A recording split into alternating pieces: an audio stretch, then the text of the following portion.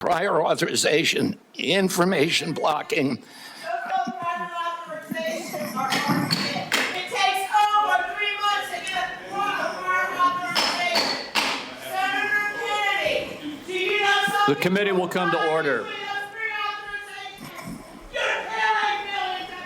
You're so wrong on your facts. You're interrupting me. And, sir, you're a charlatan. That's what you are. You're the ones who conflate chronic disease with the need for vaccines. Saying I'm anti-vaccine is like saying I'm anti-medicine.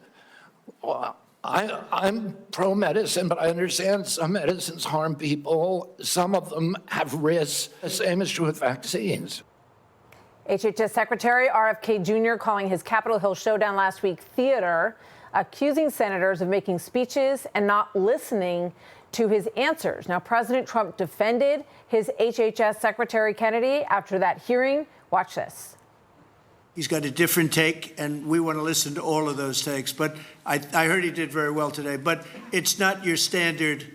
It's not your standard talk, I would say, and that has to do with medical and vaccines. But if you look at what's going on in the world with health, and look at this country also with regard to health, I like the fact that he's different.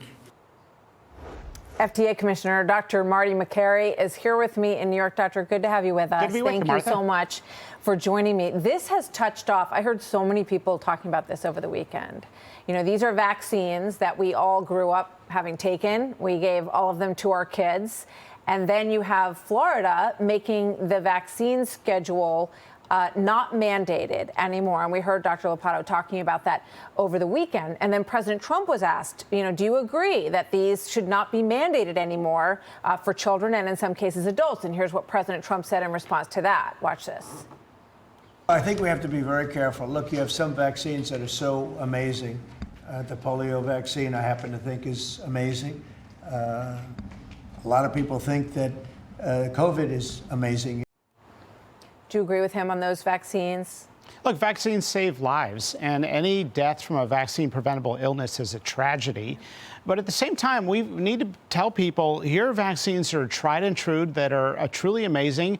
And if there's one where the evidence does not support giving it on the day of birth, like hepatitis B, and somebody wants to modify it a little bit, we should listen to parents and families and say, you know what, if you're going to use the Japanese vaccine schedule or the German vaccine schedule, you're not a fugitive.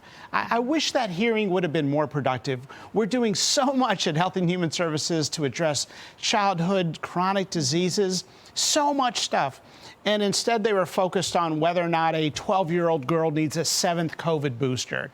We're doing stuff with SNAP and rewriting the dietary guidelines and removing petroleum-based food dyes and talking about ultra-processed foods.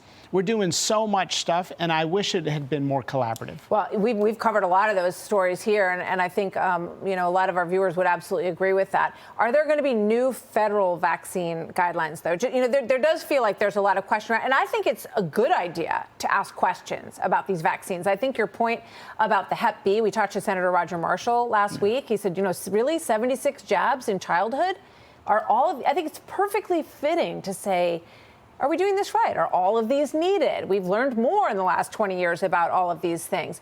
Will there be federal guidelines that will, you know, guide people outside of Florida's decision, for example? And do you agree with the president that, you know, you have to be careful here? Look, I agree with the president. We're putting that decision back with a doctor and the child, or the doctor and the patient. That's really where it belongs. The government is not your doctor. Now, look, we believe in vaccines, and the new members of that ACIP committee at the CDC, these are solid scientific believers in vaccines. Martin Kulldorff, one of Harvard's top vaccine epidemiologists. Cody Meisner is on the committee, a pediatric infectious diseases chief from Tufts Children's Hospital. So, look, there are vaccines that are tried and true. But if they're going to ask, hey, can the hepatitis B vaccine be modified a little bit? That's a question that America is asking. If a woman was having a baby today in New York City, and the doctor is about to give her the Hep B vaccine, what would you advise that that mother. Look, I personally don't believe that the evidence is solid to say the Hep B shot needs to be given at birth. It's a sexually transmitted infection you're trying to prevent.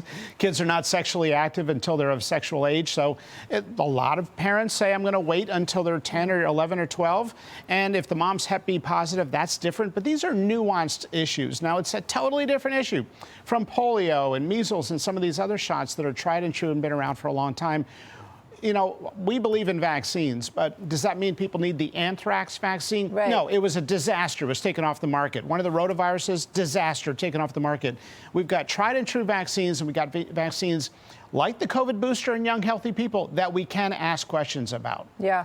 I want to ask you quickly before I let you go about the CRL issue. Explain what it is and what kind of transparency people can expect because of this decision made at FDA, your agency. So, look, this is a time of radical transparency at our health agencies. At the FDA, the CRLs are the rejection letters of drugs. And so we're making them public. It's never been happened before.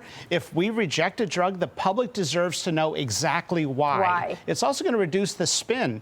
Sometimes there are safety manufacturing violations, and that's the reason the drug's not approved. So people deserve to know why, and also drug developers will see how to get a drug approved because they'll see. And have the pharmaceutical companies been lobbying forever to make sure that those don't get out? I think they want a level playing field. Remember, they're going to benefit because they see how the FDA reviewers think, and they can streamline the approval process. That's a big part of our agenda, modernizing, adding technology for more cures and meaningful treatments for the American public. You're going to see some amazing news in the coming year on type 1 diabetes, on types of cancer, neurodegenerative disorders, drugs for PTSD for veterans. It's an exciting time at the FDA. Indeed it is. We thank you very much for joining us here, and we definitely think that transparency and testing of all of these things that are part of our lives is a good thing. Good to be with you, Martha. So it's good to see you, too. Thank you, Doctor. Thanks. Dr. Marty Makary, thanks for joining us. Hey, Sean Hannity here. Hey, click here to subscribe to Fox News YouTube page and catch our hottest interviews and most compelling analysis. You will not get it anywhere else.